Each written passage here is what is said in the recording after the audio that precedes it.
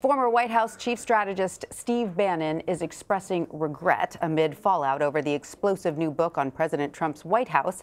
In the book, Bannon was quoted about a meeting at Trump Tower in 2016 between the president's son, Don Jr., and a Russian lawyer. He called it treasonous.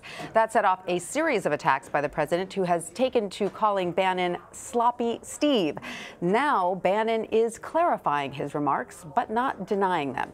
In a statement released Sunday, Bannon says his comments were aimed at Paul Manafort, who had knowledge of how Russians operate when he attended the campaign meeting. He goes on to say, quote, "I regret that my delay in responding to the inaccurate reporting regarding Don Jr. has diverted attention from the president's historical accomplishments." The author of the book, Michael Wolff, is defending his work. He sat down today with CBS This Morning to discuss the future of the Trump presidency. The people in the White House are like everybody else in the country. What's going to happen here? We don't know from day to day. This is for them, as for everyone, an extraordinary experience. And I think that they certainly question what's going to happen here, like everybody else.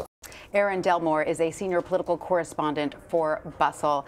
Erin, thanks so much for being with us. So Steve Bannon is expressing regret, but has the damage already been done? Bannon is expressing regret. What he's not saying is, "I'm sorry." You've got to remember what figure Steve Bannon is and what role he's had in this administration.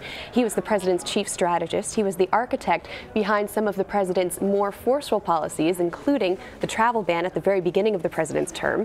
He was also someone who told the president not to retreat after he said that there was blame to be had on both sides during the violence in Charlottesville. So we don't often see contrition from Steve Bannon. In that way, this statement is very unique, but he stopped short of saying, "I'm sorry." He said, "I was misquoted." He said, "I was wrong. The president has my allegiance." You see him edging back into the president's good graces, but we don't know yet if he'll get there. No, because all of this has also forced the president to defend his mental stability. Is this a storyline that Republicans are going to be grappling with for a while?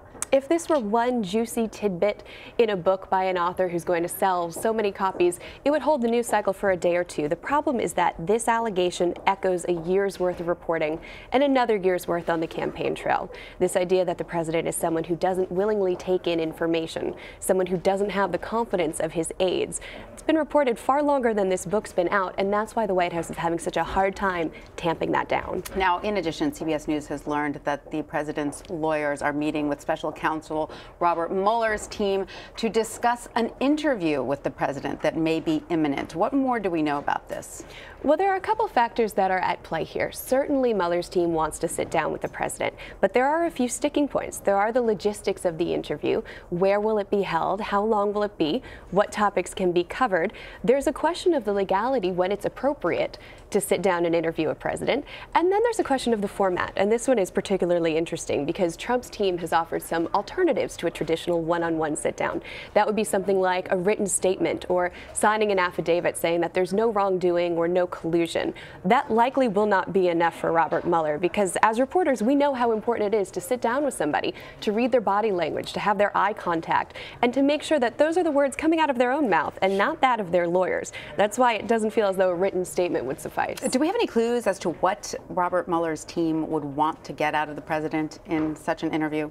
There are a couple of indications what they're focusing on. The reporting we saw out of the New York Times last week that President Trump himself asked the White House counsel, Don McGahn, to intervene and to ask Jeff Sessions not to recuse himself from the Russia investigation. That's important because that gets you into the president's mindset as this investigation was unfolding. There have also been memos that the president originally drafted right before he fired Jim Comey. Again, that's an insight into where his head was versus the revisions that came out after that final statement.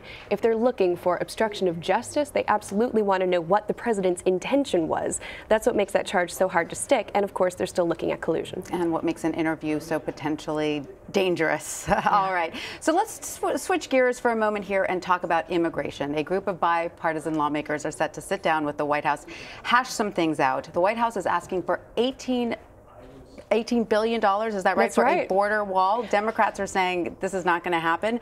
Are we just at a place of no return here? You and I both flinch at that number because it's an enormous amount of money. And while that is the down payment on the wall over the next 10 years, that's not all the money President Trump is asking for customs and border patrol enforcement and protection. That comes up to $33 billion over the next 10 years. Now, that's a hard pill to swallow, not just for congressional Democrats, but also for congressional Republicans who are hardliners when it comes to the budget and how money is spent within the government. They're back to the same sticking points. Democrats want to legalize DACA, so do a whole lot of Republicans. I've spoken to them about this, but in exchange, the Trump administration wants not only border security, but the wall. And the wall is a non-starter for Democrats, and so we're back. And so the wall is a non-starter for President Trump, apparently. Oh, wow. So could this lead to a government shutdown? That would be the worst case outcome, not only for both parties, but also for Americans. A government shutdown is an ugly affair. We saw it in 2013. Not only are workers furloughed without pay, but national parks begin to close down. Access is denied. Benefits get stalled. If you really go down that road, you could see TSA workers impacted. Sure.